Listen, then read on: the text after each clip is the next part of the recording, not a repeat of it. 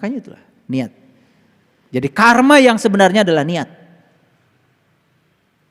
Catat itu supaya mengerti.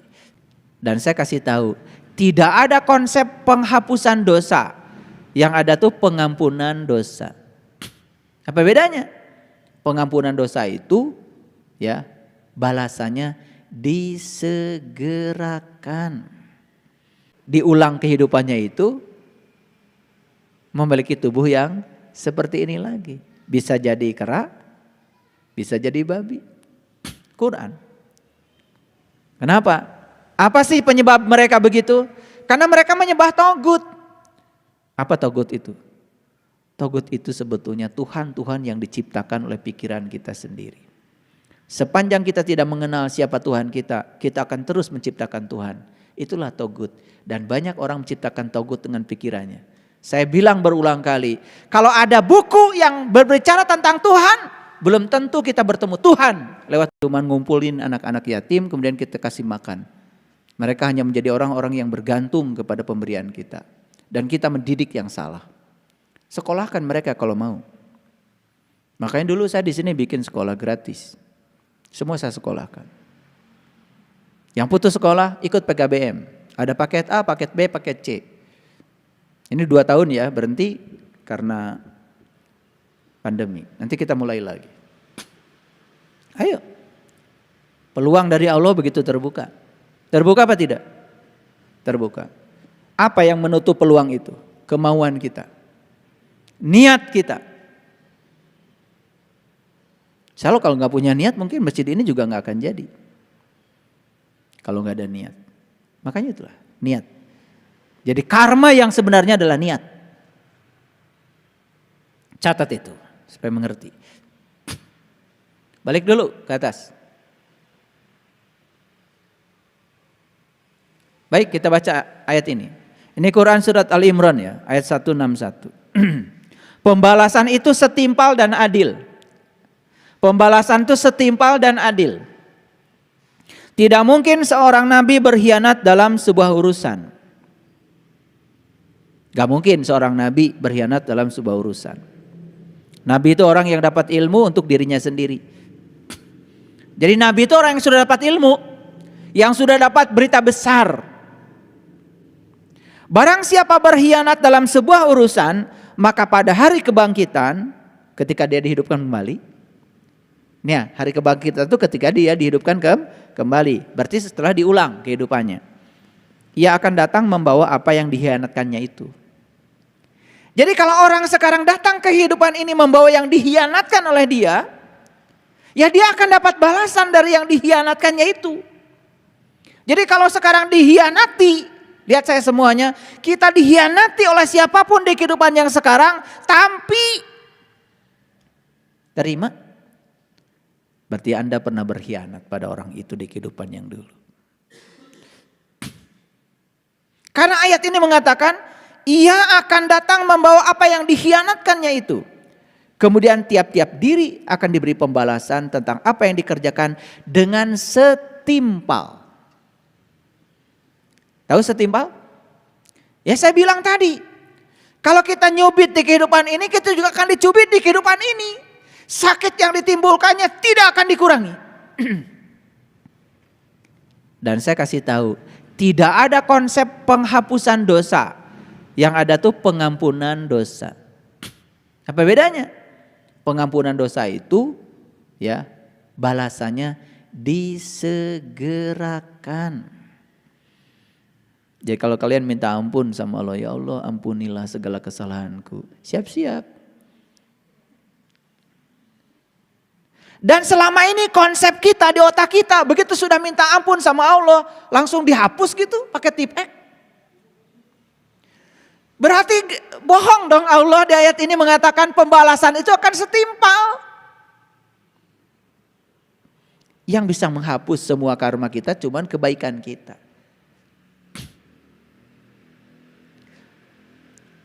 Nih, boleh nggak minta ampun sama Allah? Boleh? Boleh lah. Tentu saja karena Allah Maha Pengampun. Tapi kan secara tidak langsung kita sedang sedang tidak yakin ke maha pengampunan Allah. Kalau Allah maha pengampun, berarti Allah mah gak usah dimintai ampunan. Kan maha pengampun. Kan Allah bilang segala dosa sudah aku ampunkan kecuali satu, syirik. Innallaha la yaghfiru ayyushraka bih wa yaghfiru ma duna dzalika liman yasha. Segala dosa sudah aku ampunkan kecuali satu, syirik. Syirik itu kan berkhianat kepada Allah, selingkuh kepada Allah. Nah, selingkuh kepada Allah itu yaitu tidak bisa menggunakan kalimat la ilaha illallah dalam kehidupan, tidak bisa mengaplikasikan kalimat itu. Itu namanya selingkuh. Contoh selingkuh gampang. Ragu saja kepada Allah itu sudah selingkuh. Khawatir saja tentang hari esok itu sudah selingkuh.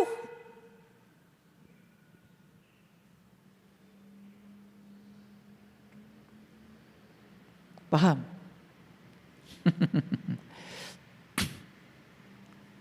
Jadi tiap-tiap diri akan diberi pembalasan yang setimpal. Tidak ada penghapusan dosa, yang ada pengampunan dosa. Ketika kita minta ampun kepada Allah, paling juga kata Allah, loh, yang bikin kesalahan kamu. Sekarang gilirannya kamu belajar bertanggung jawab pada akibat dari sebab yang kamu timbulkan sendiri. Baik kata Allah, besok dibalas. Itu aja. Paham? Ya lebih bagus diselesaikan sekarang kan? Mumpung masih hidup. Jadi kalau dicubit oleh orang sekarang tahu, oh dulu saya pernah nyubit, gak apa-apa. Biar selesai sekarang karena ini pengampunan. Ini konsep pengampunan yang selama ini kabur ya di otak kita. Secara dalil tidak cocok, secara saintifik apalagi gak masuk akal. Katanya akan dibalas setimpal, tetapi dihapuskan. Karena kita menganggap selama ini yang namanya pengampunan dosa sama dengan penghapusan dosa. Kata Allah, laha maka sabat walaya makta sabat. Akibat yang akan kamu terima sebanding dengan sebab yang kamu timbulkan. Oke. Lanjut, ini masih banyak. Nah, Allah bilang di ayat ini. Ini surat Al-Maidah nih, surat 5 ayat 60. Inginkah aku beritahukan kepadamu tentang orang-orang yang lebih buruk pembalasannya dari sisi Allah? Yaitu orang-orang yang dikutuki dan dimurkai Allah. Di antara mereka itu ada yang dijadikan kera, ada yang dijadikan babi. Ini Quran. Ada yang dijadikan kera, yang dijadikan babi. Jadi belum tentu diulang kehidupannya itu memiliki tubuh yang seperti ini lagi. Bisa jadi kera, bisa jadi babi. Quran. Kenapa? Apa sih penyebab mereka begitu? Karena mereka menyembah togut. Apa togut itu? Togut itu sebetulnya Tuhan-Tuhan yang diciptakan oleh pikiran kita sendiri. Sepanjang kita tidak mengenal siapa Tuhan kita, kita akan terus menciptakan Tuhan. Itulah togut. Dan banyak orang menciptakan togut dengan pikirannya. Saya bilang berulang kali, kalau ada buku yang berbicara tentang Tuhan, belum tentu kita bertemu Tuhan lewat buku itu. Karena Tuhan ada di sini, di rumahnya.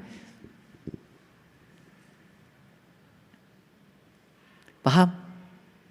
Tahu nggak kera? Suka kenalan kan kalian? Dulu senang banget kan ke kebun binatang. Kakinya berapa kera? Tangannya? Jari-jarinya? Bulunya? Banyak. Punya kepala enggak kera? Berapa matanya? Telinganya? Lubang hidungnya? Mulutnya? Saruannya. Apa bedanya kera dengan manusia? Pergi ke Uluwatu pakai kacamata. Diambil tuh kacamata. Pergi ke Uluwatu bawa HP, diambil tuh HP. Makanya kalau pergi ke Uluwatu di Bali simpan semua yang rapat. Dasar kera ya. Suka ngambil yang bukan haknya. Kebayang sekarang? Di ruangan ini mah nggak ada kera, nggak ada.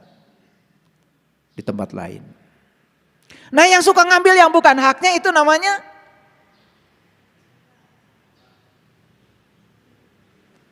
oik, oik, oik, oik. Cing atau di kebun binatang teh ukur dipoto ukur jeung kera. Belajar ibrohnya apa? Ke kebun binatang gonyo ke taman safari bade naon? Ningali monyet. Kamahal-mahal. Ya. Lihat perilakunya, lihat sifatnya sarua teh. Itu ari kera aya kaera aya teh jelema nu eueuh kaera eta si monyet.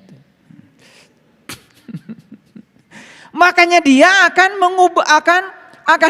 akan memasuki nerakanya dia sendiri. Kan neraka itu dikatakan di Quran tempat di mana dia masih bernafas. Maka dia akan memasuki tubuh itu. Merasakan karma. Karena sifatnya seperti itu. Paham sekarang? Nah ayat ini mengisyaratkan kepada kita. Hati-hati dengan kehidupanmu. Jangan sampai sudah semulia ini. Kau memiliki kendaraan yang bernama tubuh. Jangan sampai kemudian terlempar kembali. Ya, ke derajat yang lebih rendah. Gitu. Nah ini kan sudah dibahas tadi. Nah karena sudah dibahas kita lanjut kajian yang selanjutnya. Baik kita lihat sekarang. Rasa sakit dibalas rasa sakit yang sama. Apa dasarnya? Lihat Quran surat Yunus lagi. Nah kalau tadi Yunus ayat 4 ini Yunus ayat 30. Di tempat itu, tahu tempat itu mana? Di tempat itu, tahu tempat itu mana? Ya tubuh. Tapi tempat itu bisa apa saja. Bisa tubuh ini, bisa juga tubuh yang lain yang tadi. Di tempat itu tiap-tiap diri merasakan pembalasan dari apa yang telah dikerjakannya dahulu. Di mana dia merasakan itu? Ya di tempat itu.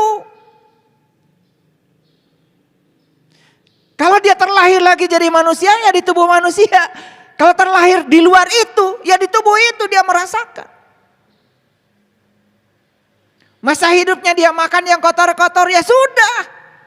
Masuklah ke tubuh yang biasa tinggal di tempat kotor. Uik, uik, uik, uik, uik. Karena dia di kehidupan dulu yang dia senang adalah sampah. Ya dia juga akan tinggal di sampah. Di tempat kotor. Dulu hidupnya senangnya di selokan, sekarang juga di selokan. Mungkin dia dulu berdasi, gagah. Terhormat, cenah. Tetapi yang dia lakukan yang kotor-kotor. Dia memakan yang kotor-kotor. Dia mengambil yang kotor-kotor yang haknya. Bukan dia hak dia. Ya sudah terlempar ke situ. Bisa jadi. Yang tadi kan cuma contoh aja kera dan babi. Karena kalau dicontohkan semua kan repot 30 juz bisa isinya nama-nama binatang. Betul nggak? Kalau di absen semua. Capung di absen repot. Tebal jadinya Quran. Di tempat itu tiap-tiap diri merasakan pembalasan dari apa yang telah dikerjakannya dahulu. Dan mereka dikembalikan kepada Allah. Pelindung mereka yang sebenarnya dan lenyaplah dari mereka apa yang telah mereka ada-adakan. Setelah melewati fase-fase itu tetap saja dia akan dikembalikan kepada Allah yang maha pelindung. Kan ayatnya tadi setiap diri akhirnya akan pulang juga kepada Allah. Setelah melalui prosesnya. Lanjut. Quran surat Hud ya ayat 109 dan sesungguhnya kami pasti akan menyempurnakan dengan seadil-adilnya pembalasan terhadap mereka dengan tidak dikurangi sedikit pun. Tidak dikurangi. Sedikit pun. Tapi kan ada bonus tadi. Bonusnya bukan untuk keburukan. Bonusnya untuk kebaikan. Kebaikan dikalikan 10. Keren banget ya. Jadi oleh karena itu para sahabat, berbuat baik itu tidak usah menunggu bulan puasa. Bulan puasa jadikan momen untuk melatih diri agar berbuat baik. Tetapi berbuat baik harus setiap ruang dan waktu. Karena sepanjang kita diberikan kehidupan berarti baik-baik saja. Ya. Ada yang saya mah kalau mati pengen bulan Ramadan. Pengen hari Jumat. Jadi bulan yang lain Ramadan jelek itu. Terus hari yang selain Jumat jelek itu. Kan yang bilang itu jelek dan baik kamu juga. Allah mah tidak pernah ngasih nama-nama hari. Yang ngasih nama-nama hari kan kamu juga. Allah juga tidak pernah ngasih nama-nama bulan. Yang ngasih nama bulan kan kamu juga. Kan perhitungan bulan, perhitungan hari, kamu juga yang menciptakannya. Ahli-ahli fisika.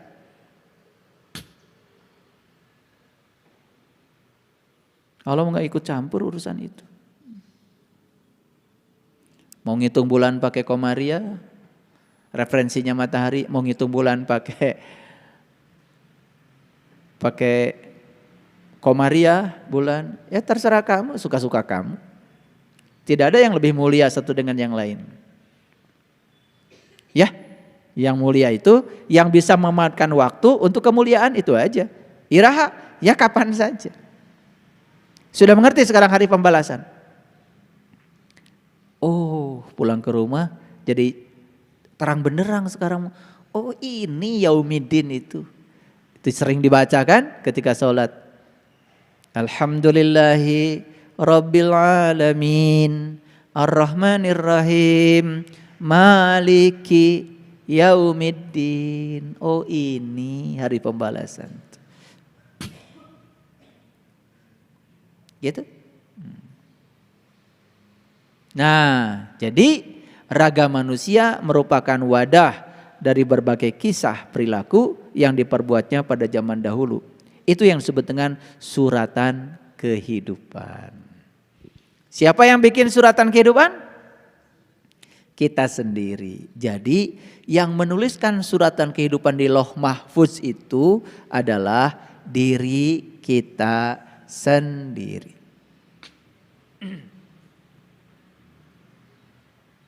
Di mana sekarang data itu adanya? Di raga. Lihat saya semuanya. Kenapa wajah saya seperti ini? Apa saya minta kepada Allah? Ya Allah, saya pengen wajahnya ngasih gambar gitu ke Allah. Wajah ini adalah akumulasi dari perbuatan saya. Wajah ini adalah karma saya.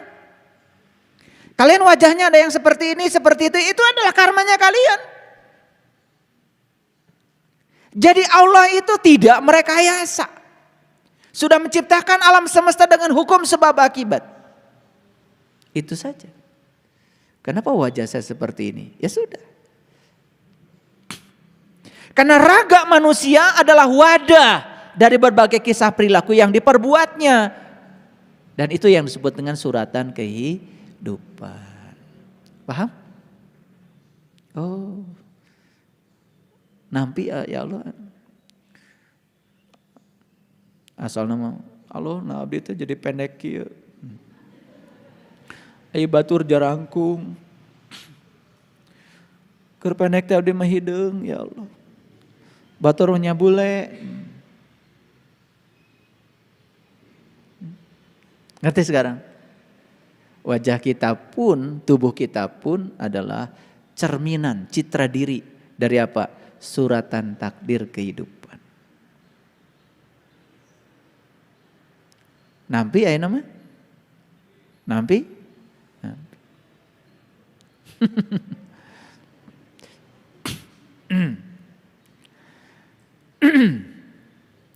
Catatan tentang suratan kehidupan tadi itu, data karma itu berada pada diri seseorang itu terjadi secara pasti. Karena alam semesta ini adil. Tubuh manusia adalah kumpulan data yang membungkus daya kehidupan. Tubuh manusia menyandang karma yang tidak dapat ditolaknya. Bentuk tubuh, wajah, warna kulit dan sebagainya bukanlah sebuah halangan untuk menerima catatan kehidupan di masa lalunya. Sugan ieu mah geulis, koneng, mancung. Terhindar sugan dari karma? Tidak. Sugan ieu mah goreng, hideung, pesek.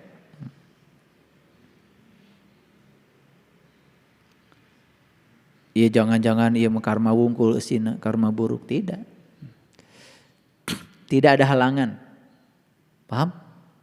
Jadi semua manusia akan menerima akibat dari yang diperbuatnya. Setelah memahami ini para sahabat mulai tergambar sekarang. Oh jadi kehidupan saya hari ini sebetulnya buah dari saya sendiri. Konsep tentang takdir seakan-akan Allah turut campur pada nasib kita. Dan semena-mena menentukan kehidupan kita. Mulai sekarang kita hapus jauh-jauh. Dari sinilah kita belajar bertanggung jawab. Belajar apa? Belajar bertanggung jawab. Siap? Siap bertanggung jawab? Karena sudah ngerti kan sekarang polanya. Jadi gak ada yang harus saya tolak lagi. Jadi inti dari semua pembelajaran saya hari ini adalah terima. Mengalir. Tersenyum. Itu saja. Jelas? Itu saja yang bisa saya sampaikan hari ini. Walaupun slide-nya ada 19, tetapi tidak mengurangi kehidmatan. Setelah saya sampaikan 10 slide ini, sebetulnya sudah terwakili semuanya. Yang paling penting adalah kompetensi yang saya bangun hari ini di para sahabat terbentuk. Jadi kompetensi yang saya bangun sebenarnya satu, tanggung jawab pada semua sebab dan akibat yang kita ciptakan sendiri. Pembuat suratan takdir kehidupan kita adalah diri kita sendiri. Allah kalau mau mengubahnya sangat terbuka. Dan Allah tidak akan mengubah nasib seseorang kalau dia sendiri yang tidak mau mengubahnya. Mari kita ubah nasib kita. Mari kita ubah suratan takdir kehidupan kita. Karena Allah sudah menawarkan berbagai jenis bonus tadi. Berbuat kebaikan sebanyak-banyaknya, mengurangi beban karma yang harus kita bayar. Terutama karma buruk. Terima kasih. Assalamualaikum warahmatullahi wabarakatuh.